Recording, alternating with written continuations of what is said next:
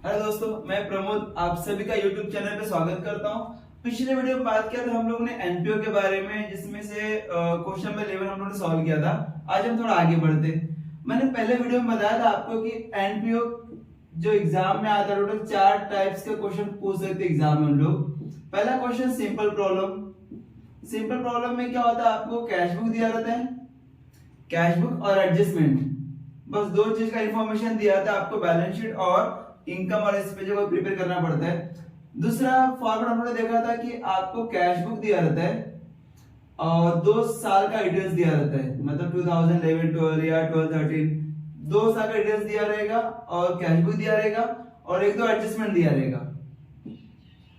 उसको देख के आपको प्रिपेयर करना होगा बैलेंस शीट और income and expenditure account. Third case हम लोगों ने देखा था कि प्रीवियस ईयर का बैलेंस शीट दिया रहता है और करंट ईयर का आपको कैश बुक दिया रहता है और थोड़ा एडजस्टमेंट दिया रहता है। ये भी हम लोग ने अभी हाल ही क्वेश्चन में सॉल्व किया था।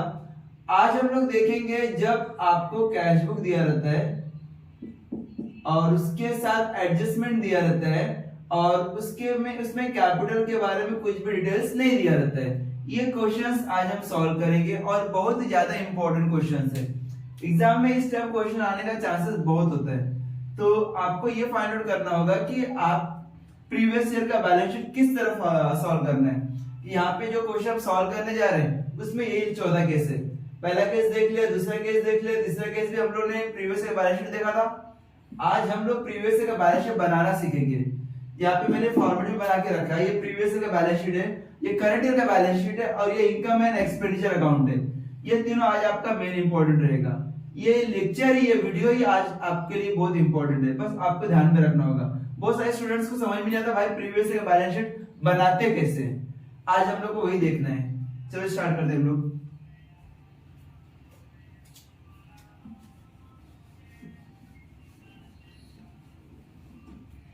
देख लो यहाँ पे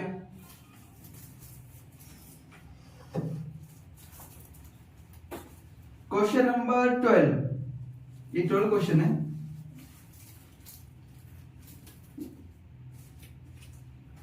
अकाउंट ऑफ लाइब्रेरी, लाइब्रेरी का अकाउंट है।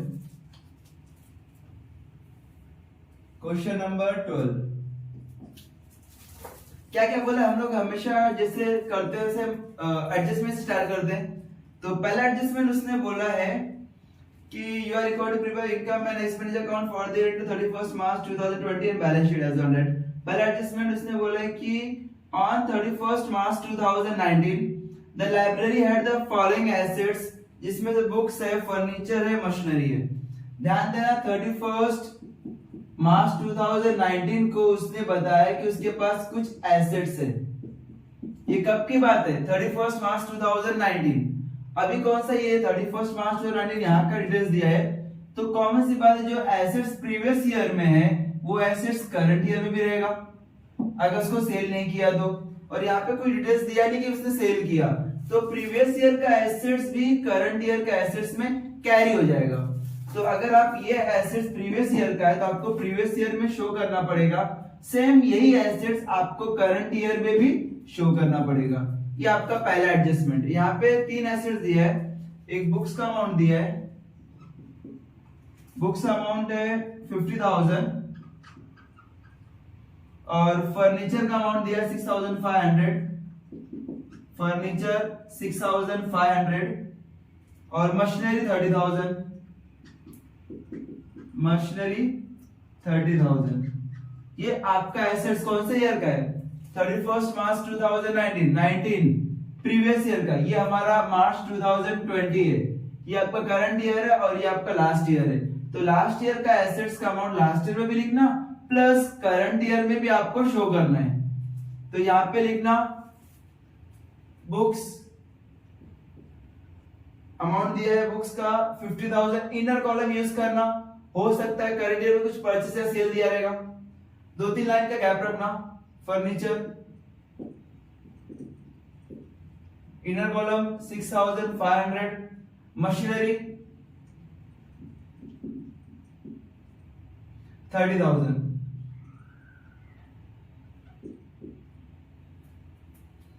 50,000, 6,500 और 30,000। ध्यान देना प्रीवियस ईयर का एसेट्स प्रीवियस ईयर में तो लिखेंगे प्लस करंट ईयर में भी आपको शो करना है, क्योंकि पिछले साल हम लोग के पास ये एसेट है, तो जब तक उसको सेल नहीं किया तब तक ये एसेट हमारे पास रहेगा, मतलब कंटिन्यूस होते रहेगा। तो पिछले साल भी यूज किया था, इस साल भी यूज करेंगे। क्लियर है मैंने क्या बोला? नेक्स्ट, ये पहला एडजस्टमेंट का इफेक्ट दो जगह पे, प्रीवियस ईयर में और करंट ईयर में। नेक्स्ट क्या बोला उसने? Subscription received in advance amounted to ₹500। उसने बोला हमको सब्सक्रिप्शन एडवांस में मिल के रखा है, एडवांस में मिल के रखा है, जब कुछ भी नहीं डेट वगैरह तो दिया नहीं है, तो जब डेट वगैरह दिया नहीं रहेगा तो ऐसा कंसीडर करना वो करंट ईयर का एडवांस है। तो यहाँ पे शो करना सब्सक्रिप्शन रिसीव्ड इन एडवांस। इसका दो इफेक्ट, आपको इनकम और एक्सपेंडिचर अकाउंट के क्रेडिट साइड में जाना है और लेस करना होगा from subscription. Second effect show करना होगा बैलेंस शीट के लायबिलिटी साइड में। ध्यान देना पे, आपने एडवांस में सब्सक्रिप्शन लेके रखा है ना, सब्सक्रिप्शन आपका इनकम है, लेकिन उस साल का अमाउंट उसी साल मिला तो आपके लिए इनकम है। अभी 2020 चल रहा है, आपने 2021 का भी सब्सक्रिप्शन लेके रखा है, तो भाई वो आपके लिए कर्जा हुआ ना। फॉर एग्जांपल, अभी कोई आपने रेंट किसी आपका कोई रूम है आपने रेंट पे दिया है, तो उस सामने वाले ने 2-3 महीने का एडवांस में रेंट दे के रखा है अपने को, तो भाई अपने ऊपर एक कर्ज है ना। जब तक वो जब वो इनकम जब तक खत्म ना हो जाए तब तक वो मेरा क्या रहेगा, लायबिलिटी। कल कहीं वो बोला कि मैं रूम छोड़ रहा हूँ तो मुझे उसको अमाउंट पे करना पड़ेगा जो भी उसने एडवांस में दिया रहता है। तो सेम यही है, सब्सक्रिप्शन उसने एडवांस में लेके रखा है, तो इनकेस अगर वो सब्सक्रिप्शन ब्रेक करता है या छोड़ के जाता है तो मुझे उसको अमाउंट रिफंड करना पड़ेगा। तो रिफंड करना पड़ेगा तो हमारे लिए क्या रहेगा, लायबिलिटी। तो इसके लिए हमेशा याद रखना, आप कुछ भी चीज एडवांस में लेते हो तो आपके लिए लायबिलिटी होता है। क्लियर, मैंने क्या बोला? और आपको माइनस करना होगा इनकम से, और सेकेंड इफेक्ट शो करना होगा बैलेंस शीट के लायबिलिटी साइड में। सब्सक्रिप्शन रिसीव्ड हुआ है एडवांस में, subscription received in advance, advance में रिसीव्ड हुआ है सब्सक्रिप्शन, वो आपको माइनस करना पड़ेगा, सब्सक्रिप्शन में से माइनस करना होगा। सेकेंड इफेक्ट बैलेंस शीट के लायबिलिटी साइड में शो करना पड़ेगा, वहां पे मेंशन करना होगा सब्सक्रिप्शन रिसीव्ड इन एडवांस। चलो देख लेते वन बाय वन। पहले यहाँ पे सब्सक्रिप्शन है ना, तो माइनस तो करना है सब्सक्रिप्शन में से, तो यहाँ पे सब्सक्रिप्शन का अमाउंट लिखना पड़ेगा बाय सब्सक्रिप्शन। कितना अमाउंट दिया है, रिसीव साइड में दिया रहेगा, सब्सक्रिप्शन 20,000 दिया है, आप 20,000 यहाँ पे लिखना, उसमें से जो अमाउंट दिया है एडजस्टमेंट का, एडजस्टमेंट कितना है, 500 है, ये 500 रुपए जो अमाउंट दिया है 500 रुपए माइनस करना यहाँ से भी, सेकेंड इफेक्ट शो करना 500 रुपए बैलेंस शीट के लायबिलिटी साइड में, less subscription received in advance.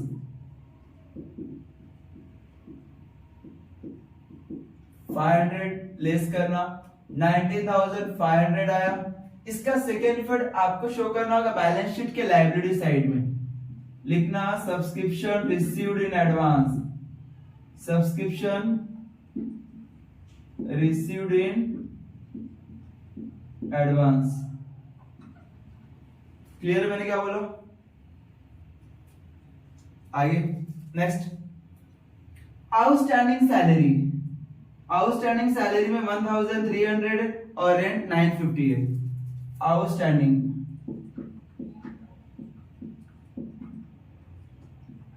ये सैलरी भी दिया है 1,300 और रेंट भी दिया है 950।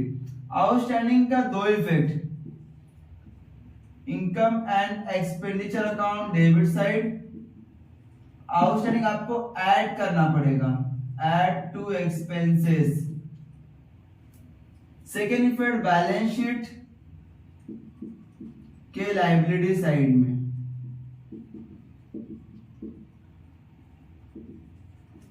ध्यान देना पे, आउटस्टैंडिंग मतलब देना बाकी, सैलरी, सैलरी आपका एक्सपेंसेस है, पेमेंट साइड में दिया रहेगा। अभी देखो सैलरी का अमाउंट दिया पेमेंट साइड में दिया है, सैलरी 9,000 दिया है, वो आपको एक्सपेंसेस में लिखना होगा डेबिट साइड में। टू सैलरीज, इनर कॉलम इसका 9000 दिया है, पेमेंट साइड में 9000 पेमेंट साइड में दिया है, और एडजस्टमेंट में कितना दिया है 1300। तो 1300 दो इफेक्ट, ये ऐड करना एक्सपेंसेस, अगर सैलरी बोला तो सैलरी का सैलरी में ऐड करना, रेंट बोला रेंट का रेंट में ऐड करना। अभी सैलरी 1300 है तो सैलरी का सैलरी में ऐड करना, लिखना है यहाँ पे ऐड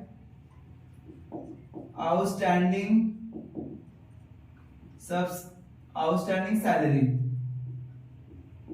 अमाउंट दिया है कितना 1300, दोनों ऐड करना 10300। जो अमाउंट आपने ऐड किया उसका सेकेंड इफेक्ट शो करना होगा लायबिलिटी साइड में, आउटस्टैंडिंग सैलरीज 1300।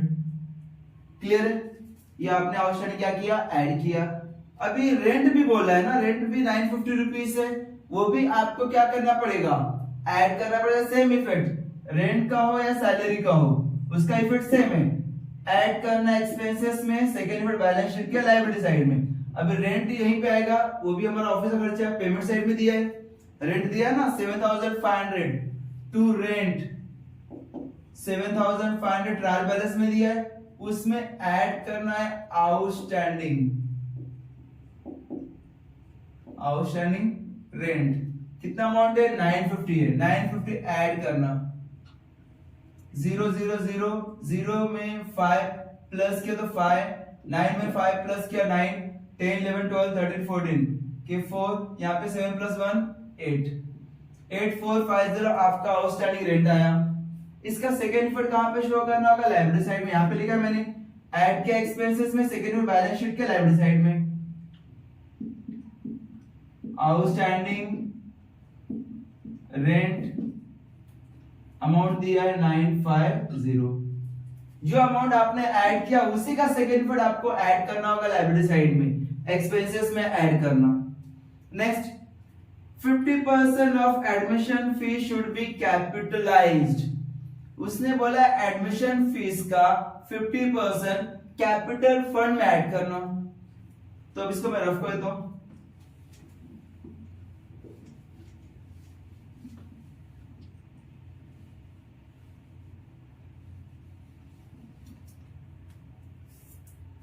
देखना, जब भी कैपिटलाइज बोला रहेगा, कैपिटलाइज का दो इफेक्ट, इनकम और एक्सपेंडिचर अकाउंट के क्रेडिट साइड में जाना, लेस फ्रॉम इनकम, जो भी इनकम दिया रहेगा उसमें से लेस करना। सेकेंड इफेक्ट आपको शो करना होगा बैलेंस शीट के लायबिलिटी साइड में, एड टू कैपिटल। यहां पे वर्डिंग यूज किया है, कैपिटल लिखा है ना, कैपिटल, इसका मतलब रेवेन्यू से उठा के कैपिटल में ऐड करना। अभी जो भी इनकम आपके पास रहेगा वो इनकम से माइनस करना, जितना अमाउंट माइनस करना आपको कैपिटल में प्लस करना है।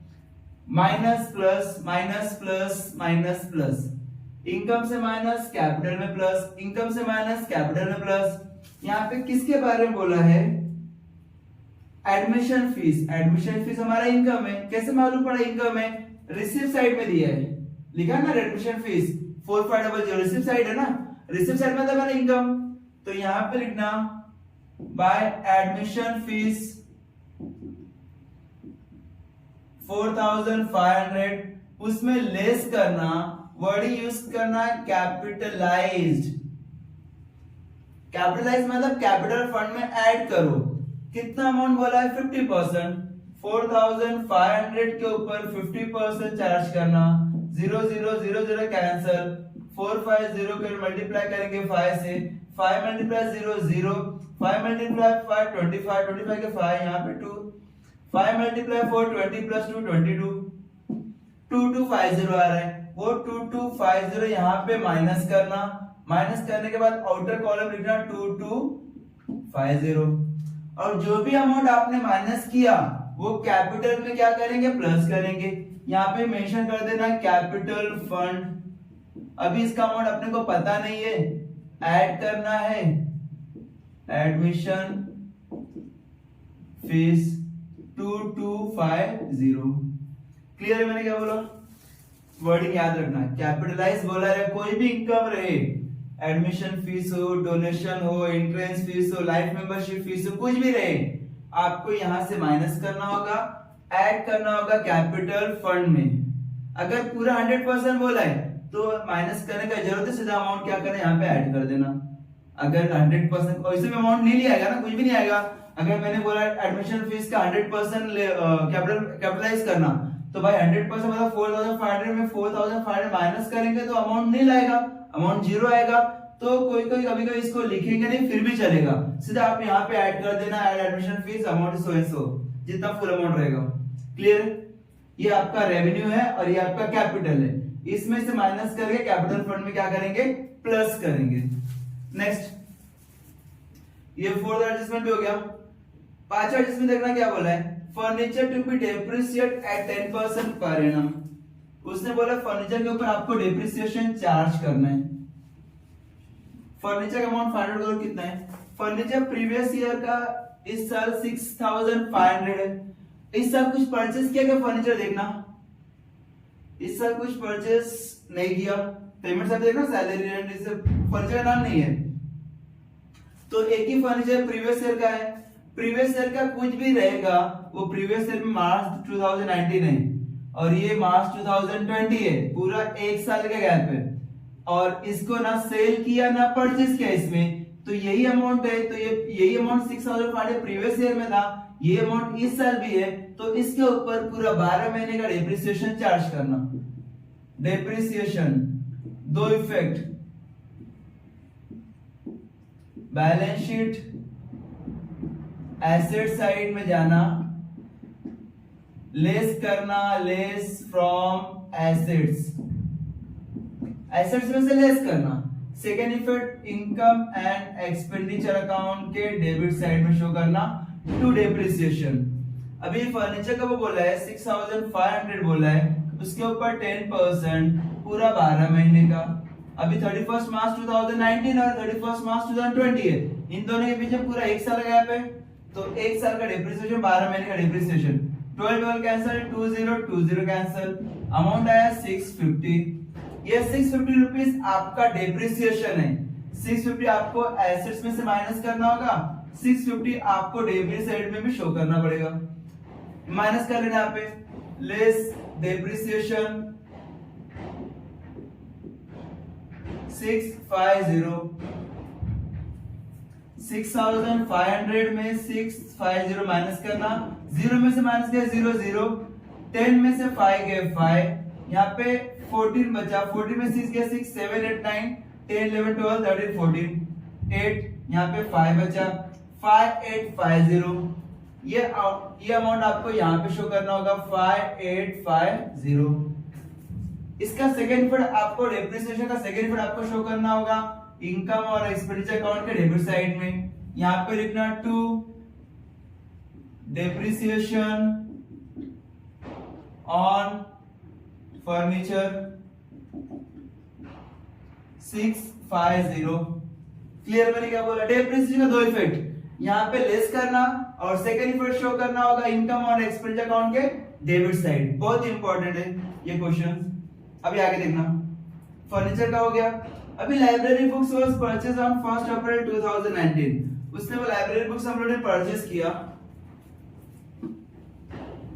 लाइब्रेरी बुक्स परचेज किया। कभी परचेज किया? 1 अप्रैल 2019। 1 अप्रैल 2019 को बुक्स परचेज किया। और एक बात ध्यान से देखना कि लाइब्रेरी बुक्स प्रीवियस ईयर में भी था क्या? बुक्स था 50,000 का बुक्स हमारे पास ऑलरेडी था, मतलब हमारे पास ओपनिंग बैलेंस 50,000 का बुक्स था। मैंने परचेस किया, कितने का परचेस किया? अमाउंट देखना पेमेंट साइड में दिया है क्या बुक्स का? हाँ दिया है। कितना? 5,000 का परचेस किया, 5,000 का परचेस किया, टोटल अमाउंट हुआ 55,000। समझा। और ये कभी परचेस किया 1 अप्रैल 2019, ये डेट उसने बोला 1 अप्रैल 2019। अभी 1 अप्रैल को परचेस किया और बुक्स क्लोज कर दे 31 मार्च 2020, तो अप्रैल 19 से मार्च 20 के बीच में कितने महीने गैप है? पूरा 12 मंथ का। तो मतलब जो मैंने परचेस किया है बुक्स, उसके ऊपर पूरा 12 महीने का डेप्रिसिएशन चार्ज करना पड़ेगा, और जो पुराना वाला है उसके ऊपर तो 12 महीने का तो चार्ज करेंगे ना हम लोग, इसके ऊपर 12 महीने तो चार्ज करेंगे डेप्रिसिएशन। लेकिन जो मैंने एडिशन परचेस किया है वो 1 अप्रैल को परचेस किया, तो 1 अप्रैल से मार्च में क्लोज कर दे, 31 मार्च में क्लोज कर रहे हैं, तो उसके ऊपर पूरा 12 महीने का आएगा। मतलब दोनों अमाउंट के ऊपर आपको 12 महीने का डेप्रिसिएशन चार्ज करना है। समझा मैंने क्या बोला? तो ये हमारे पास बुक्स का अमाउंट था 50,000, मैंने वापस परचेस किया 5,000 का, तो अमाउंट हुआ 55,000। अभी इसमें लेस करना डेप्रिसिएशन, डेप्रिसिएशन लेस करेंगे कितना अमाउंट आएगा? 55,000 में मल्टीप्लाई करेंगे, पूरा अमाउंट लेना डायरेक्टली, 55,000 मल्टीप्लाई 10%, पूरा 12 महीने का। ये 12 महीने कहां से हमारे ऊपर देखना है, यहाँ पे जो परचेस किया वो अप्रैल में परचेस किया, 5,000 जो मैंने परचेस किया है वो अप्रैल में परचेस किया है, और बुक्स क्लोज करते हैं मार्च में। अप्रैल से लेकर मार्च से टोटल 12 महीने होता है, तो 12 महीने का डेप्रिसिएशन 5,000 के ऊपर चार्ज करना होगा।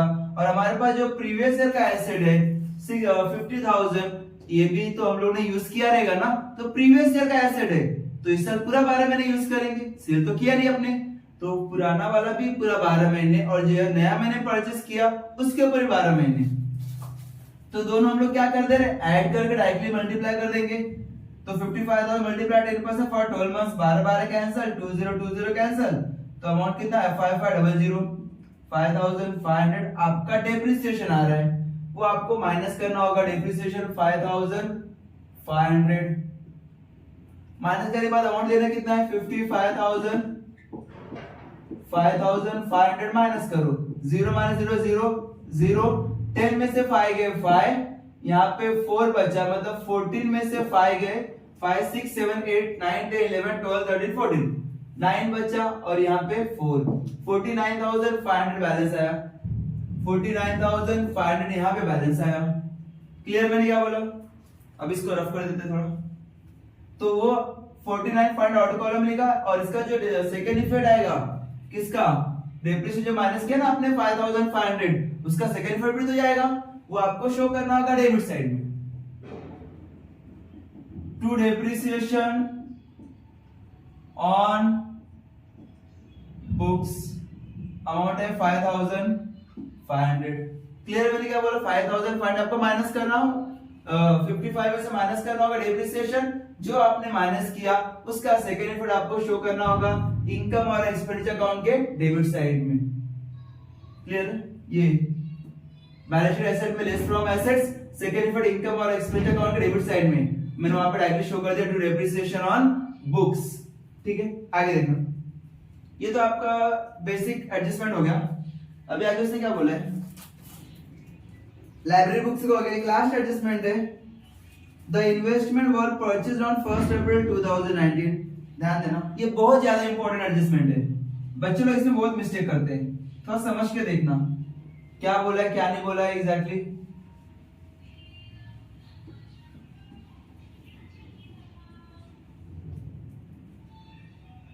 देखना, इन्वेस्टमेंट, यहाँ पे इन्वेस्टमेंट का अमाउंट दिया है, इन्वेस्टमेंट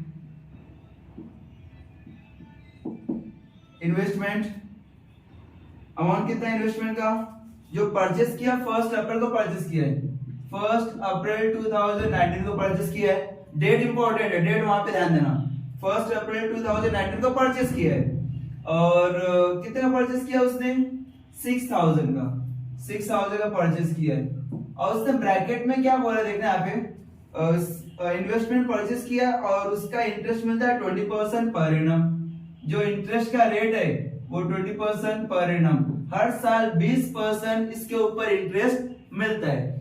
अभी आपको ये फाइंड आउट करना होगा कि एक साल हो गया मेरे को, 1 अप्रैल को मैंने परचेस किया था, 31 मार्च क्लोज कर रहे हैं हम लोग, अब तक टोटल इंटरेस्ट का अमाउंट कितना हुआ, तो कैसे कैलकुलेशन करेंगे, 6,000 और यहाँ पे रेट बोला ना 20% मल्टीप्लाई करना, मल्टीप्लाई फिर करना भाई 1 अप्रैल को परचेस किया, अप्रैल से लेकर मार्च तक, अप्रैल मई जून जुलाई अगस्त सितंबर अक्टूबर नवंबर दिसंबर जैन फेब मार्च, पूरा 12 महीने। इसका मतलब मुझे पूरा 12 महीने का इंटरेस्ट मिलेगा। 12 कैंसिल, 20 एक यहाँ पे कैंसिल, ये 600 बैलेंस है और ये 2 बैलेंस है। 600 मल्टीप्लाई 2 कितना होगा 1200। इसका मतलब आपने 6000 का इन्वेस्टमेंट किया है, उसके ऊपर 1 साल का इंटरेस्ट 1200 रिसीवेबल है, मिलने वाला है। अभी जरा ये ध्यान देना, ये जो इंटरेस्ट है 1200 रुपए तो मुझे मिलने वाला है, हर साल मुझे 1200 मिलते हैं, लेकिन इस साल कुछ पैसा मिला क्या अपने को? तो रिसिप्ट साइड में देखना, रिसिप्ट साइड में लास्ट में लिखा है इंटरेस्ट ऑन इन्वेस्टमेंट, यहाँ पे वर्डिंग लिखा है इंटरेस्ट ऑन इन्वेस्टमेंट। कितना अमाउंट दिया है 900। अब जरा यहां पर ध्यान दीजिए, रिसिप्ट है, रिसीव्ड हो चुका है, पैसा मिल चुका है ना, 900 रुपीज अपने को मिल चुका है। 1200 रुपए मुझे मिलना है, हर साल मिलता है मुझे, जिसमें से 900 मुझे मिल चुका है। तो 1200 में 900 मिल चुका है, तो बाकी और कितना मिलना बाकी है? अभी यहाँ पे क्या ध्यान देना, पे आपने कैलकुलेशन किया 1200 रुपया, वो 1200 रुपया रिसीवेबल है। रिसीवेबल मतलब हर साल आपको 1200 रुपया मिलेगा, हर साल आपको 1200 मिलेगा, लेकिन इस साल भी मिलेगा 1200 रुपया, जिसमें से आपको 900 रुपया मिल चुका है, रिसीव्ड 900 रुपया मिल चुका है। तो भाई 1200 मिलना था, 900 मिल चुका है, तो और अभी कितना मिलना बाकी है? 300 मिलना बाकी है ना, ये आउटस्टैंडिंग है, या तो इसको अक्रूड भी बोल सकते हो, ACCRUED, मतलब 1200 रुपए आपको मिला, हर साल आपको 1200 मिलता है, जिसमें से 900 रुपए मिल चुका है। 900 रुपए किधर मिल चुका है? रिसिप्ट साइड में देखो, ये रिसिप्ट है, रिसिप्ट मतलब मिल चुका है, क्या मिल चुका है? इंटरेस्ट ऑन इन्वेस्टमेंट, कितना 900। तो 900 मुझे मिल चुका है, तो 900 मिल चुका है, 1200 मिलना रहेगा, तो इसमें 300 रुपए और मिलना है। तो यहाँ पे लिखेंगे क्या? बाय इंटरेस्ट ऑन इन्वेस्टमेंट, जिसमें से 900 रुपए मुझे मिल चुका है ना, ट्रायल बैलेंस का अमाउंट लिखा यहाँ पे मैंने, 900 रुपए यहाँ पे मेंशन किया, 900 मिल चुका है, जिसमें से 300 रुपए और मिलना है। Add accrued interest on investment 300 रुपया ऐड करना, तब जाके 1200 रुपया आ रहा है। ये 1200 तो हर साल मिलता है ना, अभी ये इस साल भी मिलेगा 1200 रुपया, लेकिन जिसमें से 900 मुझे मिल चुका है, 300 रुपए और मिलेगा। क्लियर? मैंने क्या बोला? अभी जो 300 रुपए आपने फाइंड आउट किया एडजस्टमेंट का, उसका 2 जगह पे लिखना, एक तो इनकम और एक्सपेंडिचर अकाउंट के क्रेडिट साइड में, सेकेंड फिर बैलेंस शीट के एसेट साइड में। यहां पे शो करना accrued interest on investment, amount कितना है? 300 रुपए इधर भी जाएगा, 300 रुपए इधर भी जाएगा। क्लियर? मैंने क्या बोला? अब इसमें कुछ डाउट है क्या? मैंने फाइंड आउट किया accrued interest on investment. Accrued interest on investment का 2 इफेक्ट, एक आपको क्रेडिट साइड में लिखना होगा, सेकेंड में बैलेंस शीट के एसेट साइड में। क्लियर? मैंने क्या बोला? इनकम और इसमें क्रेडिट साइड में, बैलेंस शीट के एसेट साइड में। ये तो हमारा अक्रूड इंटरेस्ट ऑन इन्वेस्टमेंट है ना, तो यहाँ पे इन्वेस्टमेंट का अमाउंट तो वहां पे मेंशन भी कर दो। ट्रायल बैलेंस में दिया है इन्वेस्टमेंट का अमाउंट कितना है 6000, ये यहाँ पे लिख देना, इन्वेस्टमेंट 6000 रुपीज। क्लियर? मैंने क्या बोला? ट्रायल बैलेंस से इन्वेस्टमेंट का एक ही फट जाएगा, तो मैंने यहाँ पे मेंशन कर दिया। उसी के नीचे अक्रूड इंटरेस्ट ऑन इन्वेस्टमेंट 300, वो 300 का 2 इफेक्ट वहां पे मैंने शो कर दिया, और क्रेडिट साइड में लिखा मैंने ऐड कर दिया। किसमें, इंटरेस्ट ऑन इन्वेस्टमेंट में। 1200 रुपये मुझे मिलना है, 1200 मुझे मिलना था, मिलने में जिसमें से 900 मिल चुका है, 300 रुपये और मिलना है। जो मिलना बाकी है वो यहाँ पे ऐड किया और सेकेंड फॉर बैलेंस शीट के एसेट साइड में लिखा। क्लियर है? नेक्स्ट, ये पूरा एडजस्टमेंट खत्म हो गया, सातवां एडजस्टमेंट भी हो गया। अभी ट्रायल बैलेंस पे आएंगे, इसको रफ कर दो।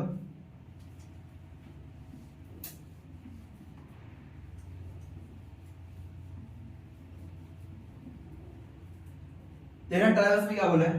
पहले स्टार्टिंग का बैलेंस ब्रॉट डाउन। जब यार यहाँ पे ध्यान देना, ये करंट ईयर का रिसीव पेमेंट है और स्टार्टिंग में जो बैलेंस ब्रॉट डाउन है वो प्रीवियस ईयर का कैश बैलेंस के बारे में बताया। तो प्रीवियस ईयर का प्रीवियस ईयर में जाएगा, इस साल नहीं आएगा। आपको ये बैलेंस ब्रॉट डाउन ये कहां पे लिखना होगा, पिछला साल। हम लोगों ने प्रीवियस ईयर का बना रहे ना, तो यहाँ पे कैश बैलेंस लिखना। यहाँ पे कैश बैलेंस कितना अमाउंट है, कैश बैलेंस 5000। ध्यान देना, अभी तक तो हम लोग ये स्टार्टिंग का बैलेंस लिखते नहीं थे। क्यों नहीं थे? तो प्रीवियस ईयर का था। अभी मैं प्रीवियस ईयर बना रहा हूं, तो ये बैलेंस आपको प्रीवियस ईयर के एसेट साइड में लिखना होगा, कैश बैलेंस 5000। क्लियर है? मैंने क्या बोला, ये कैश बैलेंस, ये अभी तक हम लोग लिख नहीं रहे थे ना, तो अभी लिखना पड़ेगा क्योंकि हम लोग प्रीवियस ईयर का बैलेंस शीट ड्रॉ कर रहे हैं। Next, admission fees. Admission fees हो गया ना, दो बार नहीं लिखना। सब्सक्रिप्शन वो भी हो गया, दो बार नहीं लिखना। लेक्चर हॉल हायर चार्जेस वो आपका इनकम है। मैंने लेक्चर हॉल भाड़े पे दिया था, by lecture hall hire charges कितना अमाउंट दिया यहाँ पे, 4200। 4200 यहाँ पे आया। नेक्स्ट, मिसलेनियस इनकम, छोटा बड़ा इनकम आया, वो आपका इनकम है, कैसे लिखना, बाय मिसलेनियस इनकम। अमाउंट दिया है 250 रुपीज। आगे इंटरेस्ट ऑन इन्वेस्टमेंट हो गया, यहाँ पे दो बार नहीं लिखना। रिसीव साइड कंप्लीट किया, पेमेंट साइड पे जाना। सैलरीज, सैलरी से आपका खर्चा है, डेबिट साइड में शो कर दिया मैंने सैलरीज। रेंट वो भी हो चुका है। इन्वेस्टमेंट, यहाँ पे इन्वेस्टमेंट मैंने शो कर दिया है। स्टेशनरी आपका ऑफिस का खर्चा है, डेबिट साइड में। टू स्टेशनरी अमाउंट दिया है 1350। इलेक्ट्रिसिटी चार्जेस आपका ऑफिस का खर्चा है। इलेक्ट्रिसिटी चार्जेस अमाउंट दिया है 850। बुक्स आपका एसेट है, वो मैंने यहां पे मेंशन कर दिया है, 5000 रुपीज। नेक्स्ट, आउटस्टैंडिंग एक्सपेंस, जरा यहां पे ध्यान देना। आउटस्टैंडिंग एक्सपेंसेस 18-19 का, 18-19 मतलब प्रीवियस ईयर का। प्रीवियस ईयर का बाकी था, इस साल मैंने पे किया, तो प्रीवियस ईयर का बाकी था ना, तो प्रीवियस ईयर का लेफ्ट साइड में शो करना पड़ेगा। आउटस्टैंडिंग एक्सपेंसेस कितना पैसा बाकी था, 500 रुपीज। ध्यान देना, प्रीवियस ईयर का तो प्रीवियस ईयर में लिखना पड़ेगा। इस साल मैंने पे कर दिया, इस साल पेड कर, लेकिन प्रीवियस ईयर का था तो प्रीवियस ईयर में लिखना, इस साल नहीं लिखना। नेक्स्ट, बैलेंस कैरिड आउट, ये आपका कैश बैलेंस है, यहां पर लिखना कैश बैलेंस। करंट ईयर का बैलेंस बताया उसने, अमाउंट 4650। यहाँ पे पूरा ट्रायल बैलेंस खत्म हुआ, एडजस्टमेंट खत्म हुआ। अभी टॉपिक पे आते हैं, अभी क्लोज कर दे। जो भी इनर कॉलम रहेगा सबको आउटर कॉलम कर दे, ये भी आउटर कॉलम में हो गया सब, यहाँ पे सब आउटर कॉलम में, ये सब यहाँ पे 30,000 आउटर कॉलम में कर देना, ये सब आउटर कॉलम में। अभी सबसे पहले आपको प्रीवियस ईयर का बैलेंस शीट क्लोज करना है, यहाँ पे टोटल करना। अभी एसेट साइड देना कितना है, 50,000, 6,500, 30,000 और 5,000। 0 0 5 6 प्लस 5 11 के 1, यहाँ पे 1 5 6 7 8 9 91,500 है, ये आपका एसेट साइड का। लायबिलिटी में देखना कितना है, लायबिलिटी सिर्फ 500 रुपीज है, माइनस करो 91,000। जो अमाउंट ज्यादा है वो दोनों साइड में लिखते हैं हम लोग, सेम यहाँ पे भी करना होगा। 91,500 91,500 माइनस किया 500, तो हमारा लाइब्रेरी साइड पे कमा, इसको नाम लिखेंगे कैपिटल फंड। 91,500 एसेट साइड में आया था, लायबिलिटी में सिर्फ 500 रुपीज था, दोनों को माइनस किया 91,000 आया लायबिलिटी साइड में। ये अमाउंट आपको यहाँ पे शो करना होगा 91,000 करंट ईयर के लायबिलिटी साइड में कैपिटल फंड। ये क्लियर है? ये आपका लास्ट ईयर का बैलेंस शीट था, कुछ नहीं सिंपल था लेकिन इंपॉर्टेंट था, इसीलिए बच्चे लोग मिस्टेक करते हैं। भाई समझ में आता भाई कौन सा अमाउंट कहाँ पे लिखना है, तो क्या करना है आपको थोड़ा प्रैक्टिस करना होगा। ये बैलेंस शीट होगा प्रीवियस ईयर का। अभी करंट ईयर में जाना और इनकम और एक्सपेंडिचर अकाउंट क्लोज करना।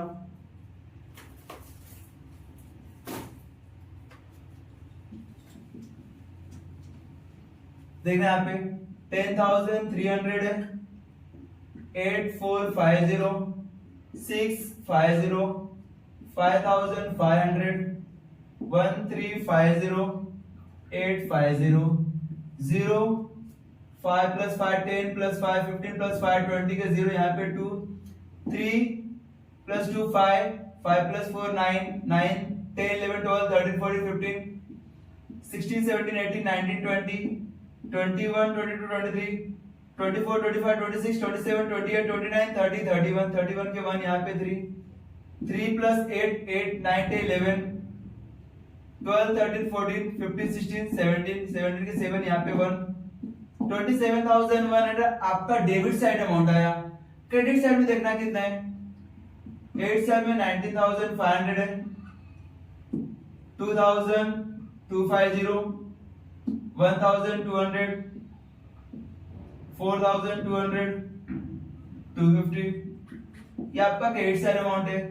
0 5 plus 5 10 के 0 यहाँ पे 1 5 6 7 8 9 10 11 12 13 14 14 के 4 यहाँ पे 1 9 10 11 12 13 14 15 16 17 18 19 19 के 9 यहाँ पे 1 1 plus 1 2 29,400 वापस क्रॉस चेक करना 90,500 2250 1,200 4,200 250 0 5 plus 5 10 यहाँ पे 1 5 6 7 8 9 10 11 12 13 14 के 4 यहाँ पे 1 9 10 11 12 13 14 15 16 17 यहाँ पे 17 आ रहा है 17 यहाँ पे 1 plus 1 2 0 5 plus 5 10 के 0 यहाँ पे 1 5 6 7 8 9 10 11 12 13 13 plus 1 14 14 के 4 यहाँ पे 1 कैरी किया 9 10 11 12 13 14 15 16 17 17 के 7 यहाँ पे 1 plus 1 2 27,400 27,400 आपका क्रेडिट साइड में आ रहा है, डेबिट साइड में आ रहा है 27,100, ज्यादा अमाउंट क्रेडिट साइड में 27,400 यहाँ पे भी लिखना 27,400।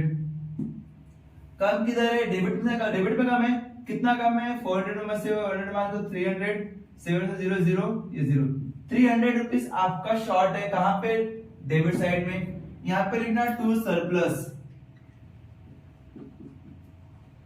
300 रुपीस ब्रैकेट में यूज कर लेना एक्सेस ऑफ इनकम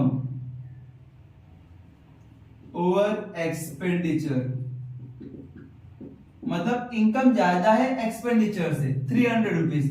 ये जो 300 रुपीस आपको आया आपको डायरेक्टली ऐड करना हो कैपिटल फंड से, ऐड सरप्लस 300 रुपीस रफ कर देते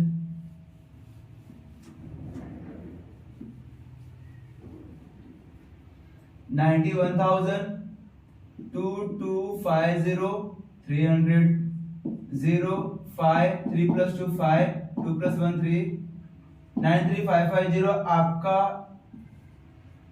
93,550 ये आउटर कॉलम लिखना 93,550 ये कैपिटल का अमाउंट आउटर कॉलम में आया। अभी पूरा लेफ्ट साइड देखना 93,550 ये 500 रुपीस, ये 1,300 है, ये 950 है 1 2 3 4 1 2 3 4 0 5 plus 5 10 का 0 यहाँ पे 1 5 10 11 12 13 14 15 16 17 18 19 20 21 22 23 23 के 3 यहाँ पे 2 2 3 4 5 6 9 6 300। ये आपका बैलेंस शीट का लाइब्रेरी साइड में आया। एसेट्स में देखना कितना है 49,500 49500 5850 30,000 6,000 300 4650 0 5 plus 5 10 के 0 यहाँ पे 1 8 9 10 11 12 13 14 15 16 17 18 19 20 21 22 23 23 के 3 यहाँ पे 2 9 10 11 12 13 14 15 16 17 18 19 20 21 22 23 24 25 26 के 6 यहाँ पे 2 4 plus 2 6 plus 3 9 96300। ये आपका लाइब्रेरी का भी सेम एसेट्स का भी सेम यहाँ पे मेंशन कर देना 96300 ये आपका अमाउंट टैली हो रहा है। क्लियर? मैंने क्या बोला आपको, ये क्वेश्चन एक बार दो बार तीन बार चार बार जितना हो सके उतना प्रैक्टिस करना, क्योंकि ये इंपॉर्टेंट क्वेश्चन है। इसमें पिछले साल का बैलेंस शीट नहीं दिया था या कैपिटल फंड नहीं दिया था, आपको प्रीवियस का बैलेंस शीट बनाना था, और ये प्रीवियस का बैलेंस शीट बनाने के लिए आया तभी आपका अमाउंट टैली होगा। अदरवाइज जहां में क्वेश्चन आ गया कि भाई प्रीवियस का आपको बैलेंस शीट बनाना है, तो अगर आपको नहीं बनाने आएगा तो ये क्वेश्चन छोड़ के आ जाओगे, तो मार्क्स मिलेगा नहीं ज्यादा। तो बेटर रहेगा क्या करना, सेम क्वेश्चन सिर्फ यहाँ पे टोटल 4 टाइप क्वेश्चन है। एक सिंपल प्रॉब्लम जो आपको डायरेक्टली कैपिटल फंड दिया रहेगा, दूसरा मैंने बताया था आपको, तो टोटल चारों का चारों आप क्या करो, क्वेश्चन सॉल्व करो, एक बार दो बार तीन बार चार बार, जितना सॉल्व कर सको जितना प्रैक्टिस कर सको उतना प्रैक्टिस करो, ये आपके लिए प्लस पॉइंट रहेगा। और ये क्वेश्चन जो है ना 15 से 20 मिनट के अंदर टैली होना चाहिए। अगर टैली नहीं हो रहा है तो आपका क्या होगा, शायद से प्रैक्टिस की कमी है या आप कहीं मिस्टेक कर रहे हो। ठीक है, तो ध्यान रखना यहाँ पे। Okay, thank you.